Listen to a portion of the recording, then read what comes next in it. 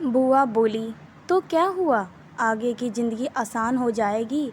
लड़कों को भी तो कोई देखभाल करने वाली चाहिए। उनका इशारा उसके नेत्रहीन विकलांग जवान भाइयों की ओर था। वह क्रोध से तिलमिलाती हुई पापा के पास पहुंची थी। सारी बात जानकर पापा ने उसे अपने पास बिठाया, प्यार से उसके सिर पर हाथ फेरा, परंतु उसकी बात का कोई उत्तर नहीं दिया। उनकी चुप्पी उसे चुभ गई थी। वह पापा से नाराज़ हो गई थी। परपुंज ने उसके रास्ते में कई बार पूछा भी, वह क्यों नाराज़ है, लेकिन वह क्या बताती। वह गुमसुम हो गई थी। फिर भी उसे विश्वास था कि पापा ऐसा नहीं कर सकते। लेकिन प्रश्न तो यह है कि अब यह बात वह सबको कैसे बताएगी। इसे उधेड़बुन में सुबह हो गई। प्रिया संयुक्त परिवार में रहती थी। सास ने उसे माँ का प्यार मिला था। जेठानी रीता भाभी से भी उसकी पटती थी। हाँ, बच्चों के कारण कभी कभी आपस में खींचातान हो जाती थी, पर पापा को सम्मान उसे देते थे। उसको देखकर भाभी को ईर्ष्या अवश्य होती थी, परंतु वे उसके चेहरे या व्यवहार पर नहीं आने देती। यह बात प्रिया जानती थी। रीता भाभी का मायका संपन्न नहीं है, जबकि प्रिया अपने पापा के पैसे पर थोड़ा घमंड भी करती थी।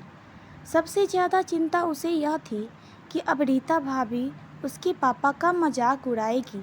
वह उठी, नहा धोकर किचन में गई। वहाँ उसकी सास शकुंतला जी प्रिया के उतरे हुए चेहरे को देखकर ही समझ गई, कहीं कुछ गड़बड़ है।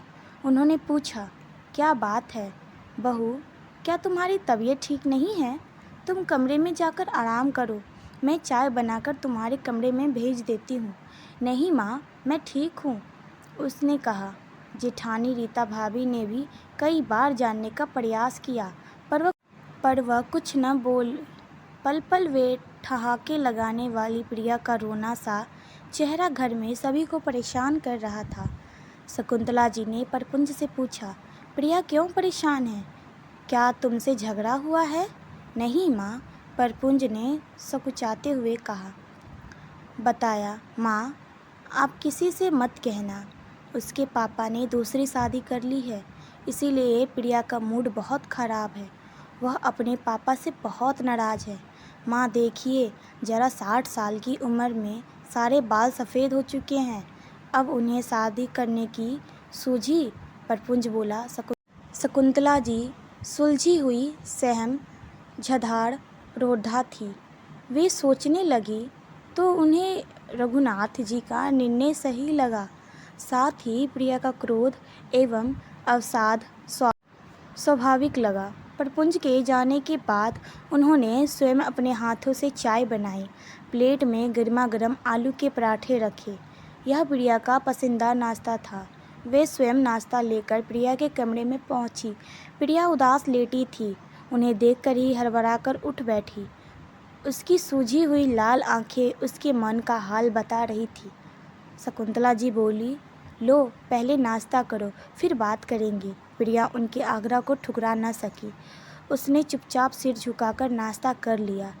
वह जब भी ससुराल आई थी, सास ने उसको माँ का प्यार मिला था।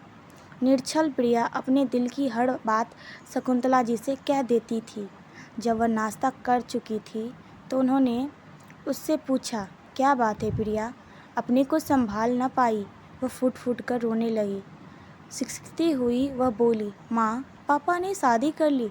शकुंतला जी ने उसे गले से लगा लिया और प्यार से उसका सिर सहलाते हुए फिर बोली, बेटी धीरज रखो, यदि पापा ने शादी कर ली है तो तुम दुखी क्यों हो? तुम्हें तो खुश होना चाहिए। अपने पापा की स्थिति को समझने की कोशिश करो।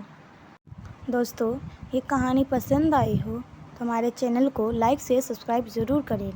हमें कमेंट करके बताना कि ये कहानी आपको कैसी लगी और ये कहानी से आपको कौन सी सीख मिली। तब तक के